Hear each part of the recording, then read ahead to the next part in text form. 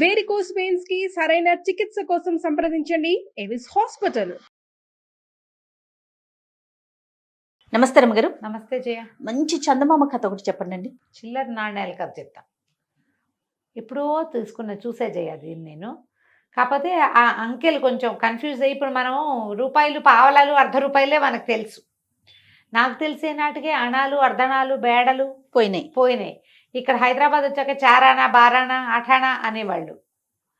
అదేంటో కూడా బాగా అర్థమైతే తెచ్చేది కాదు. ఓ సంవత్సరం 2 ఏళ్ళకి అణాలు అన్ని గాలలు పోయినాయి. ఓకే, బారానా అంటాం, తగ్గిపోయింది.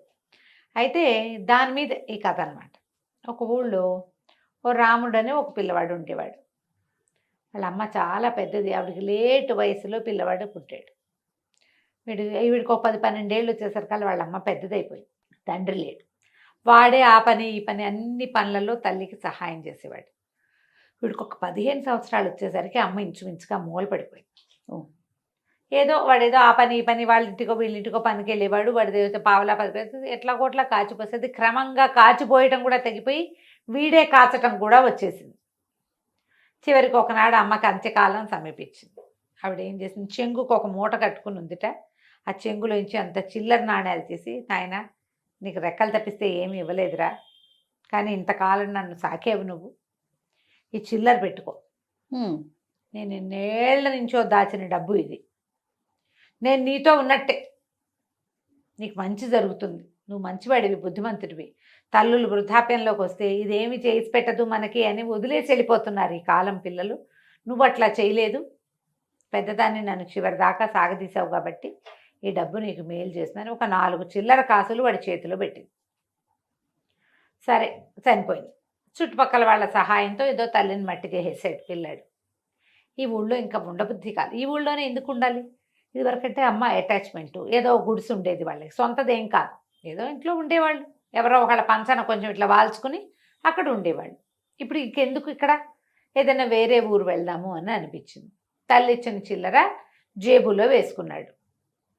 వాడికి ఒక చిన్న లాగు లాంటిది ఉన్నది, ఆ లాగు జేబులో వేసుకుంటే సరే అలా వెళ్తున్నాడు.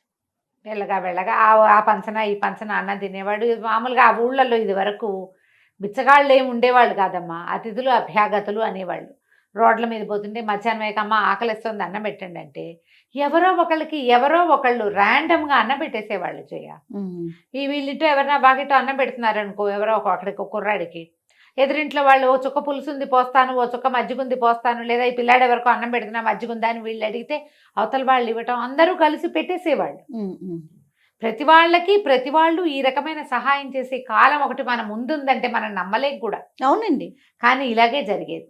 వీడు ఆ పంచన ఈ పంచన అన్నం తింటూ ఏదైనా చెట్ల మధ్య నడిస్తే ఓ జామకాయ, ఓ మామిడికాయ, ఓ సీతాఫలమో, 4 రేక్కాయలు అట్లా ఏమైనా పళ్ళు గిళ్ళో పీక్కుని తింటూ అది నడుస్తున్నాడు. ఏదో ఒక ఊరు చేరదాం అనిపించింది. ఈ వెళ్తూ ఉంటే వాడికి ఒక ముష్టివాడు కనిపించాడు. ఆ ముష్టివాడు, బాబు ఏదైనా ఇవ్వనైనా అన్నాడు. వీడు జేబులో చేయి పెట్టాడు. జేబుకి చిల్లు కానీ, వాళ్ళ అమ్మ ఇచ్చింది ఏంటి, ఒక చిల్లు కానీ, ఒక అర్ధన, ఒక అణ, ఒక బేడ, ఈ 4 కాసులు ఇచ్చింది. సరే ఏం చేశాడు, ఆ చిల్లు కానీ చేత్తో పుచ్చుకొని ఆ ముసలాయన బిచ్చగాడి చేతిలో పెట్టాడు. ముష్టివాడు చాలా సంతోషించాడు. చిల్లుకాని కూడా చెల్లేది, కానీలో చిల్లుకాని అని ఉండేది, కానీ కంటే ఇంకా చిన్నది కాబోలది అదే.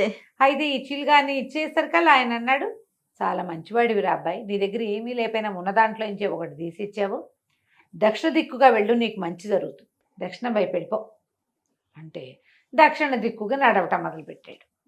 వెళ్ళగా ఏమైంది, వీడు అడవులన్నీ దాటుతూ వెళ్తున్నాడు. పెద్దగా గ్రామాలు లేవు. నడుస్తున్నాడు, ఏవో పళ్ళు కాయలు కోసుకుని తింటూ, మధ్యలో దుంపలు ఏవో కనపడితే అవి కూడా పెరుకుని నీళ్ళల్లో తింటూ, ఈ అడవుల మధ్యలో ఉండే చిన్న చిన్న వాగుల దగ్గర నీళ్ళు తాగుతూ వెళ్తుంటే ఒక రాక్షసుడు వీడి పట్టేసుకున్నాడు. పట్టుకుని 3 రోజులైంది అన్నం తిని, 4 రోజులో తిండి తిని, నువ్వు దొరికేవరా కుర్రాడా అనేసరికి భయం వేసింది. అయిపోతున్నాను నేను అనుకున్నాడు.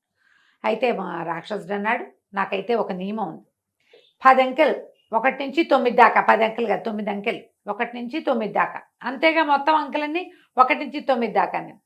ఏదో ఒక అంకె చెప్పు, ఒక అంకె నాకు సరిపడని అంకె ఉంది, ఆ అంకె చెప్తే వదిలేస్తా, మిగిలిన ఏ అంకెలు చెప్పినా వదలను, నిన్ను తినేస్తాను. అంకె చెప్పిస్తే కానీ నేను అన్నం తినకూడదు అంటే వీడేం చేశాడు, జేబులో చేపెట్టాడు భయపడుతూనే.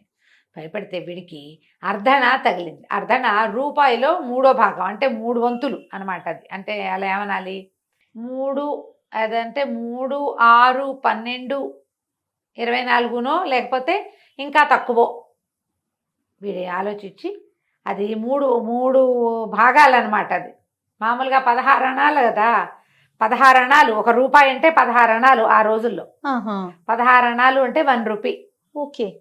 ఇది 3 అణాల ఎత్తు చేస్తుందేమో అది అని చెప్పాడు. అర్ధణ అంటే ఇది అయి ఉంటుంది. అలాగా వాడు ఆలోచించి అణ పట్టుకుని 3 అన్నాడు. అనగానే రాక్షసుడు, అబ్బా 3 అస్సలు సరిపడదురా నాకు, అందుకని అసలు 3 రోజుల నుంచి అన్నమే లేదు. 4వ రోజు వచ్చింది కాబట్టి అన్నం దొరికింది, ఆహారం దొరికిందని నమ్మా. నువ్వు 3 చెప్పావు కదా, సరే దిగి వెళ్ళిపో. నువ్వు సావు నోట్లో పడి తప్పించుకున్నావు. ఇంకెవరికైనా దొరికితే నిన్ను తినేసేవాడే. నాకు దొరకడం నీ అదృష్టం. ఏం దానం చేసుకొచ్చావో పో నువ్వు అన్నాడు.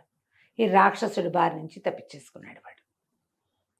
అట్లా నడిచి వెళ్ళటం మొదలుపెట్టాడు. ఇంకా వెళ్తే ఒక ఆటవికల గుంపుకి దొరికాడు ఈ అబ్బాయి.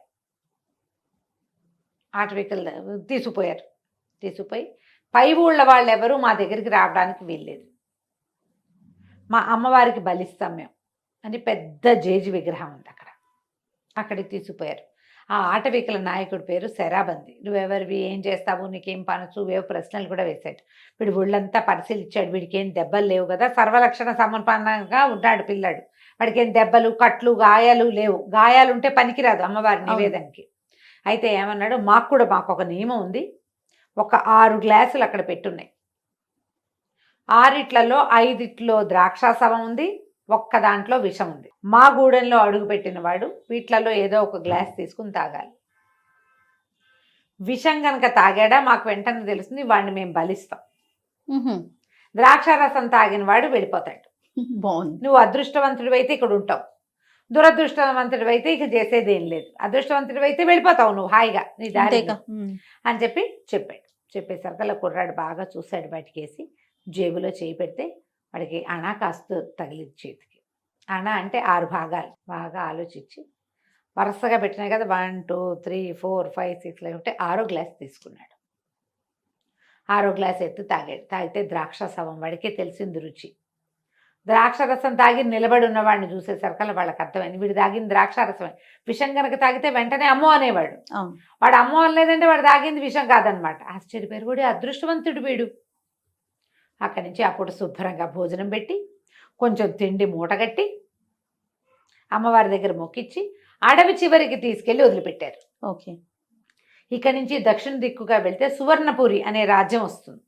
అందులోకి వెళ్ళు, నీకు ఏ పనైనా అవుతుంది, ఏదో ఒక పని దొరుకుతుంది అక్కడ నీకు అని చెప్పి పంపించేశారు. వీడు అడవి చివరి నుంచి నడిచి సాయంకాలానికి సువర్ణపురి చేరుకున్నాడు. సువర్ణపురి ఊరంతా కోలాహలంగా ఉంది.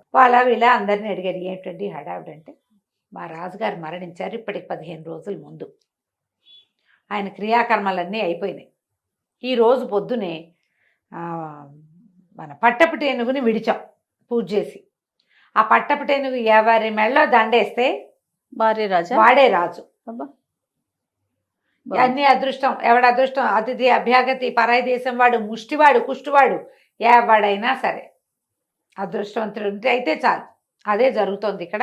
ఇవాళ రోజంతా అదే హడావిడి. పట్టపటేనుగు ఏ పక్కకి వెళ్తే ఆ పక్కకి వెళ్తున్నాము. అది మా ఊళ్ళో వాడు కావచ్చు, పై ఊరు వాడు కావచ్చు అనేసరికల్ వీడు బాగా ఆలోచించి తన జేబులో ఇచ్చి బేడకాసు తీసాడు. వాళ్ళ అమ్మ ఇచ్చింది. ఆ బేడకాసుని ఇట్లా గాల్లో ఎగరేసాడు. ఎగరేస్తే అది ఎగిరిల్లు ఎక్కడో పడింది. అది ఎక్కడ పడిందో చూసుకుని వెళ్ళి అక్కడి నుంచున్నాడు. ఆ దారిని ఏనుగు వచ్చింది. జనం అంతా కోలాహలంగా ఉన్నారు. ఎక్కడైతే వీడు బేడకాసు పడి వాడు ఎక్కడ నుంచున్నాడో అక్కడికి వచ్చి ఏనుగు దండెత్తి వీడు మెళ్ళ వేసింది. సూపర్. చక్కగా మెళ్ళో దండేసేసరికి అందరూ కోలాహలంగా అరిచారు, ఓహోహో అన్నారు. నీ పేరేమిటానంటే రాముడు, రామరాజు అయిపోయాడు. ఏనుగు కింద కూర్చోబెట్టి దాని మీద హౌదా ఎత్తి పెడతారు కదా, హౌదాలు ఎత్తుతారు. దీన్ని తీసుకెళ్ళి, ఈ కుర్రాన్ని తీసుకెళ్ళి అందులో దాని మీద కూర్చోబెట్టి హౌదా ఎక్కిచ్చేసి తీసుకుపోయి రాజుని చేశారు. ఆ చిల్లర నాణేలు మొదటిసారి బిచ్చగాడికి చేసిన దానంతో వీడికి అదృష్టం పట్టింది. రెండోసారి చేసిన కాసుతోటి వాడికి చావు తప్పింది. మూడోసారి కూడా చావు తప్పి 4వసారి ఏమైంది ఈ అబ్బాయికి రాజు అయ్యే అవకాశం వచ్చింది. పురాతనమైనవి పెద్దవాళ్ళు ఇచ్చిన వస్తువుల్ని పారేయకండి. వాళ్ళు చెంబులు చాట్లు ఇస్తే చెప్పలేను, ఏదైనా చిన్నది ఇస్తే అది మీకు అదృష్టాన్ని కలిగించవచ్చు. ఈ చిల్లర నాణ్యాలు కదా అదృష్టం. ఎవరైనా పనిమాల చేతిలో పెట్టారనుకోండి, పక్కింటి వాళ్ళు వెనకింటి వాళ్ళు కాదు, మన ఇంట్లో పెద్దవాళ్ళు ఆపేక్షగా ఏదైనా ఇస్తే దాన్ని నిర్లక్ష్యంగా పడేయద్దు, దాని దగ్గర పెట్టుకోండి. అదే మీ అదృష్టపు తాళం చెవి కావచ్చు, అవుతుంది కాదు కావచ్చు. కావచ్చు. కథ కంచికి మనం ఇంటికి. బాగుందండి. నమస్తే. నమస్తే చెయ్యి.